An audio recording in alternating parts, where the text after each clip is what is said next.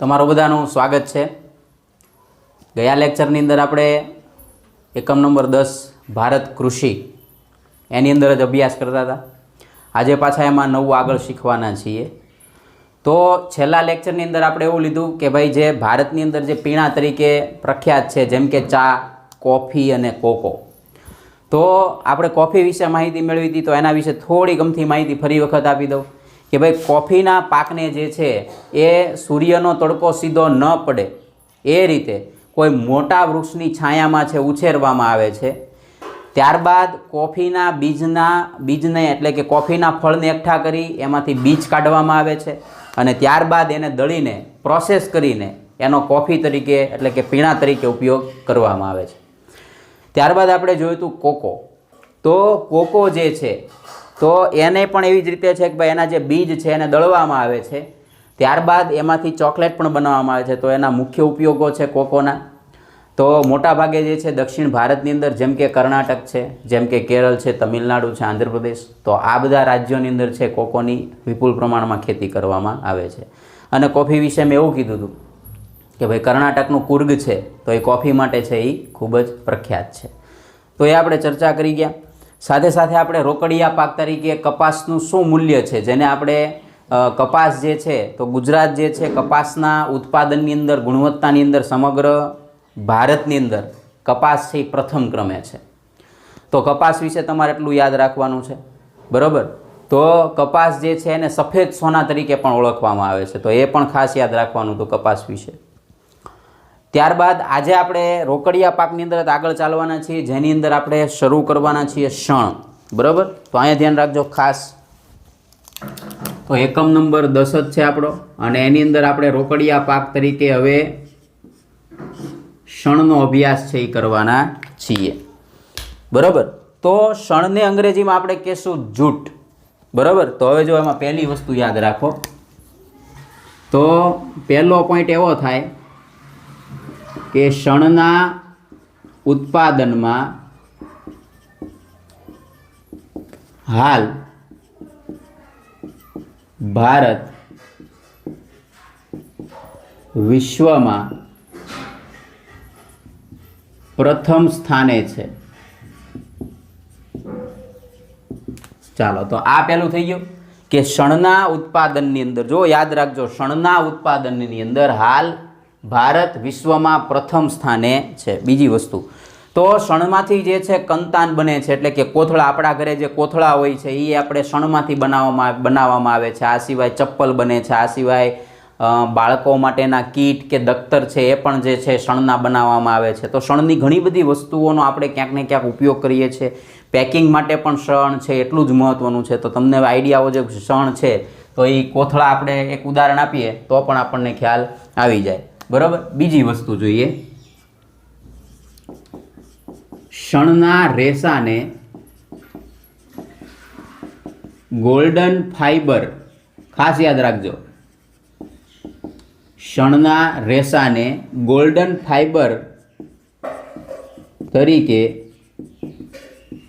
ઓળખવામાં આવે છે। ચાલો, તો આ ક્લિયર થઈ ગયું। તો આ પ્રશ્ન પૂછાય કે ભાઈ શણના રેસાને ગોલ્ડન ફાઈબર કહેવામાં આવે છે। હવે જો ઊંધો સવાલ પૂછાય કે ગોલ્ડન ફાઈબર એટલે શું, તો કે ભાઈ ગોલ્ડન ફાઈબર એટલે શણના રેસા અથવા તો શણ, બરાબર। ચાલો, તો શણના રેસાને આપણે શું કહેશું, તો કે ગોલ્ડન ફાઈબર તરીકે એને ઓળખવામાં આવે છે। હવે જો શણ વિશે બીજી બાબતો જોઈએ, તો શણનો પાક મોટા ભાગે જ્યાં નદીના મુખ ત્રિકોણ પ્રદેશ હોય કે જ્યાં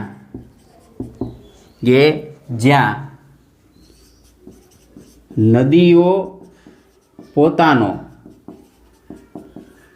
નવો કાપ ઠાલવતી હોય ત્યાં શણની ખેતી કરવામાં આવે છે, બરાબર। તો ખાસ કરીને એટલી વસ્તુ યાદ રાખો ભાઈ, નવો કાપ એટલે શું, તો કે નદીનું જે પાણી છે એ નદીના પાણીની અંદર ઘણી બધી જૈવિક અને અજૈવિક વસ્તુઓ છે એ અલગ અલગ પ્રદેશોમાંથી ઘસડાઈને આવતી હોય અને નદીનું મુખ જ્યાં સમુદ્રને મળે એને મુખ ત્રિકોણ પ્રદેશ તરીકે ઓળખવામાં આવે. એની ઘણી બધી જગ્યા હોય છે. તો એ વિસ્તારોની અંદર જે છે શણનો પાક લેવામાં આવે. જેમ કે હું તમને ઉદાહરણ આપું, જેમ કે આપણું પશ્ચિમ બંગાળ છે, તો પશ્ચિમ બંગાળની અંદર ગંગા નદીના મુખ ત્રિકોણ પ્રદેશ આવેલો છે પશ્ચિમ બંગાળ. તો બંગાળાની ખાડીને ગંગા નદી છે એ જ્યાં મળે છે. જો કે આપણે બધા જાણીએ છીએ કે ભાઈ બંગાળની અંદર જે છે એને હુગલીના નામે ઓળખવામાં આવે છે ગંગા નદીને. તો એ વિસ્તારની અંદર છે શણની ખેતી કરવામાં આવે છે. આ સિવાય અસમની અંદર પણ શણની ખેતી કરવામાં આવે છે. તો શણ જે છે એ આવા પ્રદેશોની અંદર છે એને ઉછેરવામાં આવે છે. તો આ વધારે પાણીની પણ જરૂર રહે છે. બીજી બાબત એ પણ છે કે શણની અંદર સસ્તો માનવ શ્રમ મળવો ખૂબ જરૂરી છે. ખૂબ જ વિપુલ પ્રમાણમાં જે છે પાણીની જરૂરિયાતવાળો પાક છે, એટલા માટે પણ શણ છે એ ખૂબ જરૂરી છે. બરાબર, એટલે શણને છે એવા વિસ્તારોની અંદર વાવવામાં આવે છે. બાંગ્લાદેશ સાથે આપણી સ્પર્ધા પણ છે એક પ્રકારે, એમ પણ આપણે કહી શકીએ. બરાબર, ચાલો એની પછી જોઈએ તો શણના પાકને ગરમ અને ભેજવાળી આબોહવા. બરાબર, આ વસ્તુ કોમન છે, આપણે અગાઉ પણ આવી ગયા છે એટલે ફરી વખત એની ચર્ચા નથી કરતા. પણ ગરમ અને ભેજવાળી એવું આપણે યાદ રાખવાનું છે. આબોહવા તથા 30 અંશથી 30 સેલ્સિયસથી 40 સેલ્સિયસ તાપમાન અને 100 સેમી કરતાં વધારે વરસાદની જરૂરિયાત રહે છે. બરાબર, ચાલો તો આ 2-3 વસ્તુ થઈ ગઈ. જો ખાસ યાદ રાખજો, એક તો આપણે કીધું એમ કે ભાઈ ગરમ અને ભેજવાળી આબોહવા જોશે, 30 સેલ્સિયસથી 40 સેલ્સિયસ તાપમાન જોશે અને 100 સેમી કરતાં છે વધારે વરસાદની છે એને જરૂરિયાત રહે છે. તો આ વાત થઈ ગઈ શણ. તો શણ વિશે મેં અહીંયા પહેલાં જ કીધું કે ગોલ્ડન ફાઇબર કહેવાય છે. શણના ઉત્પાદનમાં હાલ ભારત વિશ્વમાં કેમાં છે તો કે ભાઈ પ્રથમ સ્થાને છે. તો આ બાબતો થઈ ગઈ. હવે જો શણનો પાક પશ્ચિમ બંગાળ, આ સિવાય અસમ, બિહાર અને ઓડિશા જેવા રાજ્યોમાં લેવાય છે. બરાબર, તો આ શણ વિશેની એટલી માહિતી છે. બરાબર, તો શણ વિશે આપણે એટલું જોયું. હવે આગળનો નેક્સ્ટ પાક જોઈએ, રોકડીયો જે મહત્વનો છે પાક, તો એ છે તમાકુ.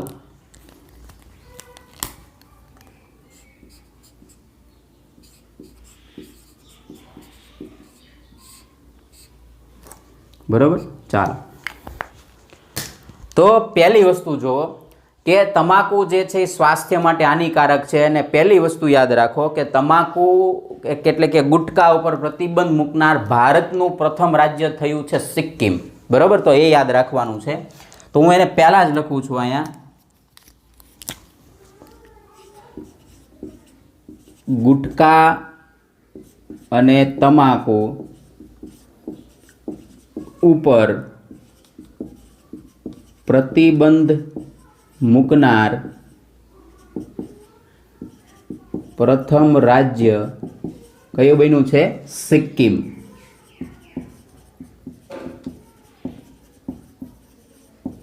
ચાલો, તો આ એક પહેલી વસ્તુ યાદ રાખવાનું છે કે ગુટકા અને તમાકુ ઉપર પ્રતિબંધ મૂકનાર રાજ્ય કયું બન્યું છે? સિક્કિમ. તો આમાંથી એક આ સવાલ પૂછાય. બીજી એક બાબત છે આના વિશે, તમાકુ વિશે, તો એવું કહેવાય કે તમાકુના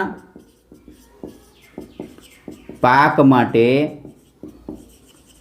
આબોહવા કરતા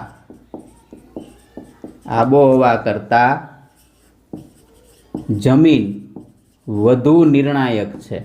બરાબર, જમીન છે એ વધારે નિર્ણાયક છે, કારણ કે જમીન ઉપર આધાર રાખે છે કે આની અંદર તમાકુનો પાક થશે કે કેમ.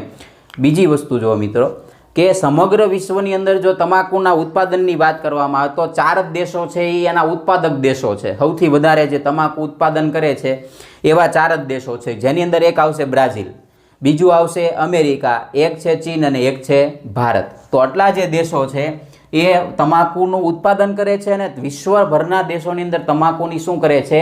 નિકાસ કરે છે. બરાબર, તો એ તમાકુ વિશે યાદ રાખો. બીજું, હવે એને જમીનને વરસાદ જોઈએ તો તમાકુના પાકને ગરમ અને ભેજવાળી આબોહવા અનુકૂળ આવે છે. બરાબર, કેવી? તો કે ભાઈ ગરમ અને ભેજવાળી આબોહવા છે એને અનુકૂળ આવે છે.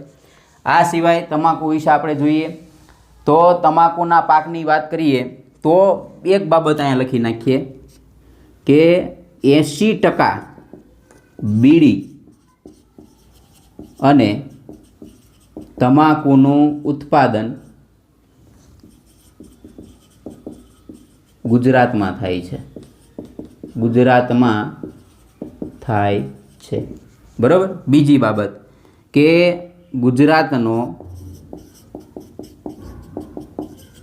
આણંદ જિલ્લો, આણંદ અને ખેડા વચ્ચેનો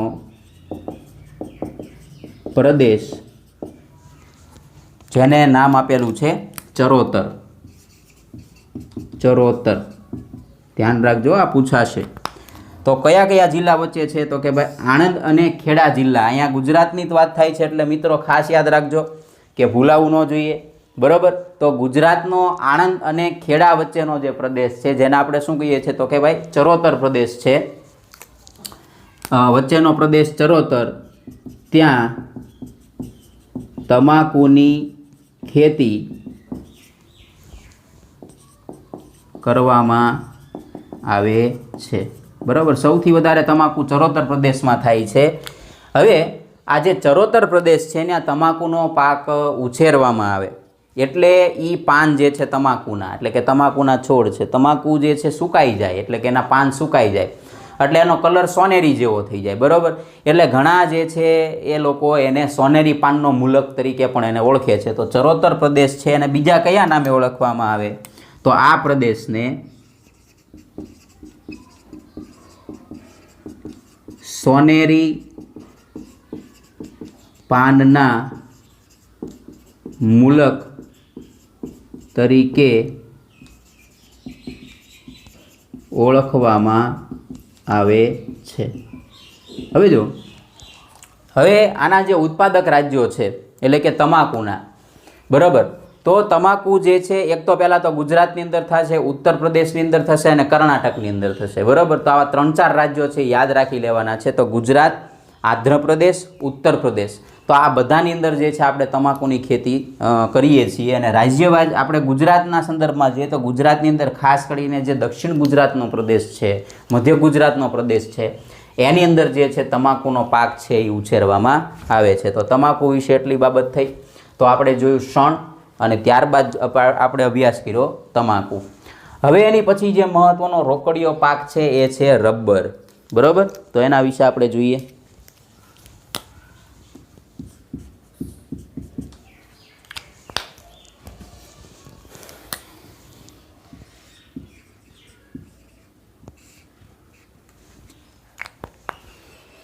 હવે જો રબર એમ ન લખાય પણ રબર આ રીતે લખાય છે. તો આ પહેલી વસ્તુ એક આપણે શીખી લીધી. હવે રબરની જે ખેતી છે એટલે કે રબરના વૃક્ષ આવે, એ વૃક્ષ ખાસ કરીને ક્યાં ઉગશે આપણને એ ખબર હોવી જોઈએ. તો રબરના વૃક્ષો છે દક્ષિણ ભારતની અંદર જ તે છે જ્યાં આપણે એવું જોયું કે જ્યાં આપણે શેની ખેતી થાય? તો કે ભાઈ જ્યાં છે કોફીની ખેતી થાય છે ત્યાં રબરની સાથે સાથે આપણે યાદ રાખવાની. બરાબર, તો રબર શું છે તો આપણે જોઈએ. તો રબર જે છે એ લેટેક્સ કુળની વનસ્પતિ કે જેમાંથી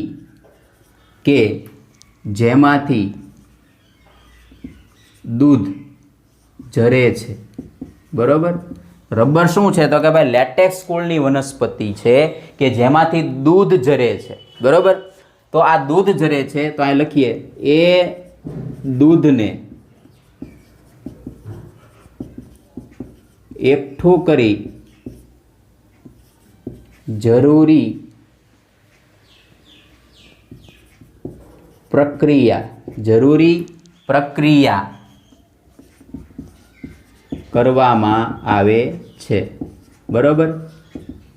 ફરી વખત જો હવે એની અંદર કેવું થાય, જેમ કે જો વિચારો કે ભાઈ આ જે છે એ કોઈ એક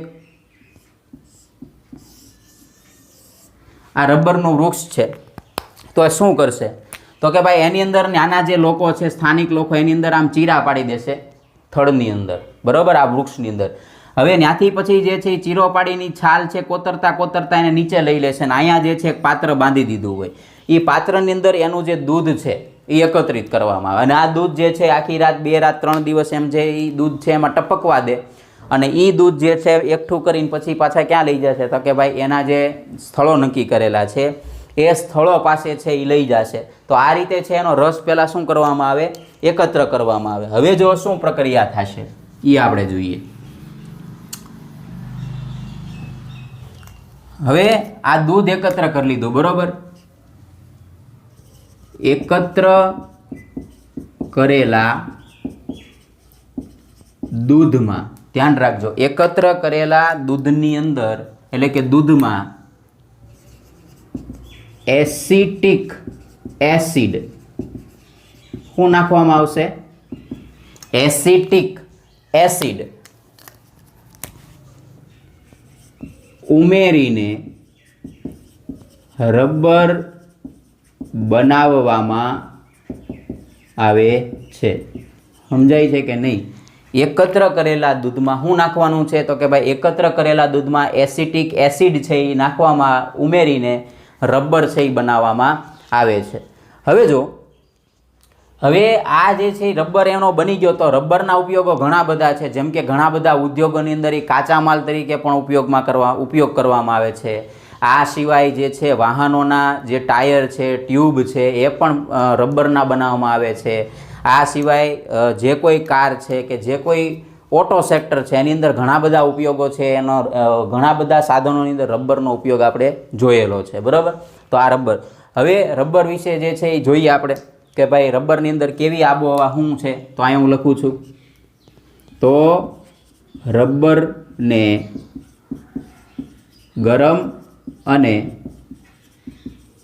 ભેજવાળી આબોહવા અને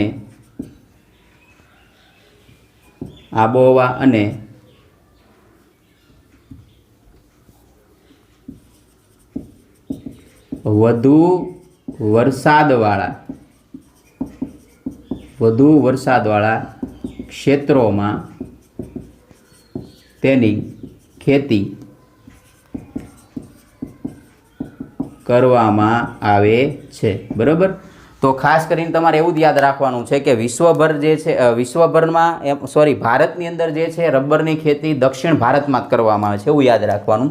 હવે બહુ મહત્વનો પોઈન્ટ, વિશ્વમાં રબરના ઉત્પાદનમાં ધ્યાન રાખજો. હવે અહીંયા ચીનનો ડીબી ના આવતા. વિશ્વમાં રબરના ઉત્પાદનમાં મલેશિયા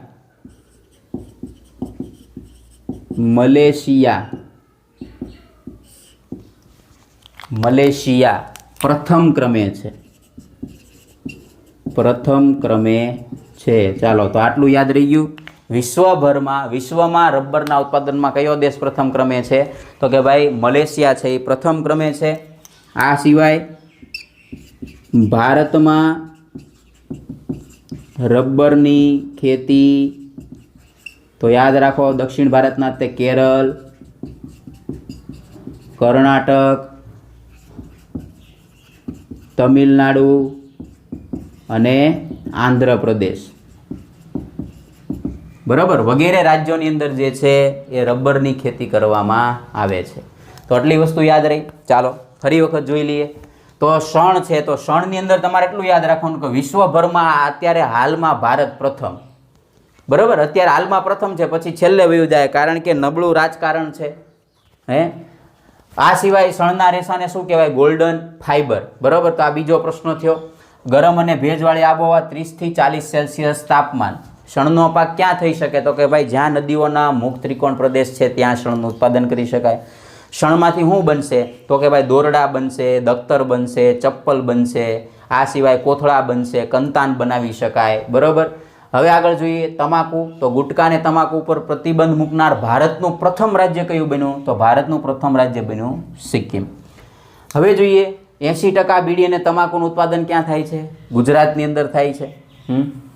વચ્ચે એક પિક્ચર આવ્યું હતું ઉડતા પંજાબ, આપણે અહીંયા પિક્ચર બની જાય એમ છે થૂકતા ગુજરાત.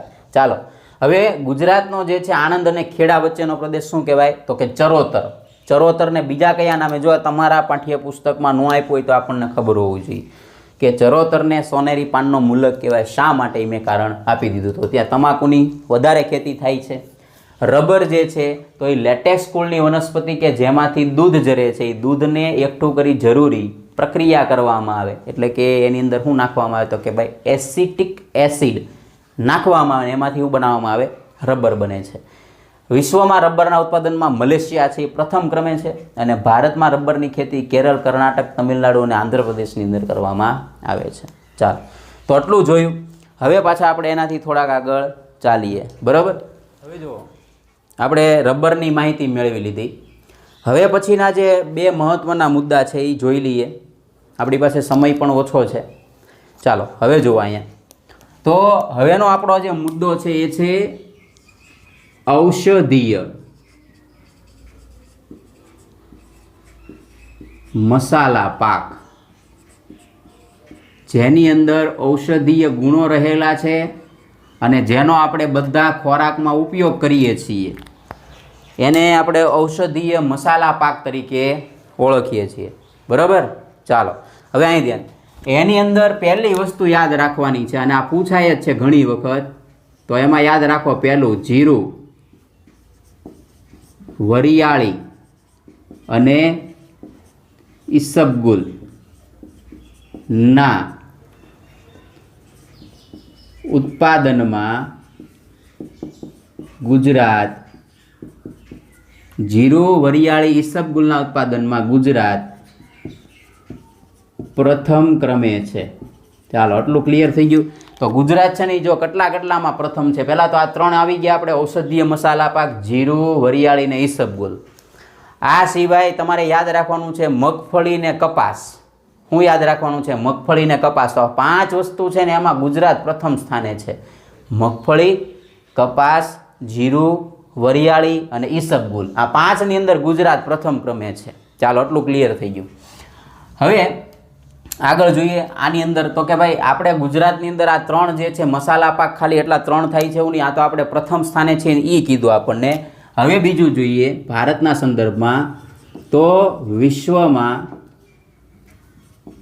ભારતના મસાલા પાકોની ખૂબ જ માંગ રહે છે, બરાબર. આ તો ગામ આખાને ખબર હોય, પણ આપણને બધાને પણ ખબર હોવી જોઈએ કે ભાઈ ભારતની જે છે ખૂબ જ માંગ રહે છે અને એક બાબત હજી છે કે ખૂબ જ માંગ રહે છે વિશ્વના મસાલા ઉત્પાદનમાં ભારતનો હિસ્સો, ખાલી એકલા ભારતનો હિસ્સો કેટલો છે? 35% છે. સમજો છો કે નહીં? 35% એટલું ભારતના ખેડૂતો ઉત્પાદન કરે છે, પણ રાજકારણી અને જે લોકો જેને મૂર્ખ છે, જે રાજકારણીઓ છે, જે અત્યારે જે કંઈક બની બેઠા છે, એ લોકોને કારણે આપણા ખેડૂતો ઊંચા નથી આવતા, બરાબર. અને આ બહુ હકીકત છે જો કે વિશ્વના મસાલા ઉત્પાદનમાં 35% હિસ્સો વિશ્વમાં આપણે ભોગવીએ છીએ, બરાબર. અને સાથે સાથે ખેડૂતોનો ખૂબ જ પ્રચંડ પુરુષાર્થ આની પાછળ રહેલો છે. ઘણી બધી સમસ્યાઓ છે, બરાબર. તો આ એક બાબત યાદ રાખવા જોઈએ. ગુજરાત પ્રથમ ક્રમે છે એ પણ આપણે યાદ રાખવાનું છે. હવે ગુજરાતની અંદર ઘણા બધા મસાલા પાકો થાય છે, તો જોઈએ કયા કયા સમગ્ર ભારતના સંદર્ભમાં. તો કે ભાઈ ભારતના કાળા મરી. ચાલો પહેલું એક થઈ ગયું કાળા મરી, પછી એવી જ રીતે તજ, લવિંગ, બરાબર. ઘણાને નામે નહીં સાંભળ્યા હોય. તો ભારતના કાળા મરી, તજ અને લવિંગની દેશ વિદેશમાં ખૂબ માંગ રહે છે. હવે આ જે કાળા મરી છે ને, કાળા મરી એને આપણે કહીએ છીએ તીખા, બરાબર, અને આપણે એને છે ને સાદા શબ્દોમાં ગરમ મસાલા તરીકે ઓળખીએ. સમજાય છે કે નહીં? કાળા મરી છે એને આપણે શું કહીએ છીએ? તીખા. જો કે એમાં બે પ્રકાર આવે, એક સફેદ આવે ને એક કાળા આવે. સફેદનો ભાવ થોડોક વધારે હોય ને કાળા મરી છે એકદમ ઝીણા આવે, ખૂબ જ તીખા લાગે ને એટલે એને તીખા કહેવાય. ખાધું હોય ખાલી આપણે. પછી તજ, એ પણ એની હારે જ તે તમને ગરમ મસાલો માંગો એટલે એની હારે જ આવે. પછી લવિંગ, તો લવિંગ તો બધાએ જોયેલું જ હોય, ઉપર જે છે દાંડલી નીચે હોય, બરાબર, આ રીતે, અને ઉપર જે છે આખો એનો દાણો આવી રીતે હોય, તો આને શું કહેવાય? લવિંગ તરીકે ઓળખવામાં આવે. પછી ઘણા ઓલા એને લાકડા કહે, લાકડા ન કહેવાય, એના નામ છે બધાના પોતાના, બરાબર, પર્સનલ. તો આ ગરમ મસાલા તરીકે આપણે એનો ઉપયોગ કરીએ છીએ, તો એની દેશ વિદેશની અંદર ખૂબ સારી એવી માંગ છે એ રહેલી છે. ચાલો, તો આ વાત થઈ ઔષધીય મસાલા પાકની. હજી એની અંદર આગળ જઈએ. હવે ધ્યાન રાખજો, ગુજરાતમાં હવે જે ઔષધીય મસાલા પાક છે એની વાત કરીએ છીએ આપણે ગુજરાતમાં, તો પહેલું આપણે યાદ રાખવાનું છે અશ્વગંધા, કરિયાતું, બરાબર. જો અશ્વગંધા આ બહુ કડવું હોય એટલે એને શું કહેવાય? કરિયાતા તરીકે ઓળખવામાં આવે. અશ્વગંધા, કરિયાતું, તુલસી, બરાબર. જો આ ધ્યાન રાખજો, અશ્વગંધા, કરિયાતું, તુલસી, પછી એવી જ રીતે મીંઢી આવળ, આ સિવાય લીંડી પીપર, બરાબર, મીંઢી આવળ, લીંડી પીપર, પછી મધુનાશિની, મૂસળી વગેરે, બરાબર. અને આ સિવાય જોઈએ સુગંધિત પાકો, બરાબર. સુગંધિત પાકે આપણે અહીંયા લેવામાં આવે છે. તો એની અંદર પહેલો તો ફુદીનો, બરાબર, ફુદીનો, તો આ સુગંધિત પાકોની અંદર છે. આ સિવાય મેન્થોલ, તો એની પણ ખેતી કરવામાં આવે છે ગુજરાતની અંદર. તો આ બધા જે છે પામ રોઝા છે, લેમન ગ્રાસ છે વગેરે છે, બરાબર. તો મેન્થોલ, પછી પામ રોઝા, તો એવી જ રીતે લેમન ગ્રાસ વગેરે. તો આ ઔષધીય મસાલા પાકો વિશેની માહિતી થઈ. ચાલો, હવે એની પછી જોઈએ છેલ્લો, ફટાફટ ઉતાવળ છે, તો એની પછીનો જે મહત્ત્વનો પાક છે એ છે ફળો શાકભાજી અને ફૂલોની ખેતી. તો સમગ્ર ભારત અને ગુજરાતમાં જે છે એ અલગ અલગ જગ્યાએ અલગ અલગ ફૂલો પણ વાવવામાં આવે છે. ફળ શાકભાજી પણ વિસ્તાર પ્રમાણે છે, આપણે એનો પાક તરીકે ઉપયોગ કરીએ છીએ. તો પહેલી વસ્તુ જોઈએ, વિશ્વમાં ભારત ફળોના ઉત્પાદનમાં ચીન પછી આવે છે, એટલે કે બીજા ક્રમે, બરાબર. પાઠ્યપુસ્તકવાળા આપણને ફેરવીને કે બીજા ક્રમે, ભારતનું નામ પહેલાં લખે, પણ કાંઈ વાંધો નહીં, આપણને ખબર છે કે આપણે બીજા ક્રમે, જો આમનામ સતત ચાલતું રહ્યું તો છેક ક્રમે નહીં આવે, બરાબર. તો વિશ્વમાં ભારત ફળોના ઉત્પાદનમાં ચીન પછી કેટલામાં ક્રમે છે? બીજા ક્રમે આવશે, બરાબર. હવે ભારતની અંદર ઘણા બધા જે છે ફળો થાય છે, જેમ કે કેળા છે, કેરી છે, સફરજન છે, દ્રાક્ષ છે, નાશપતિ છે, નારંગી વગેરેની ખેતી થાય.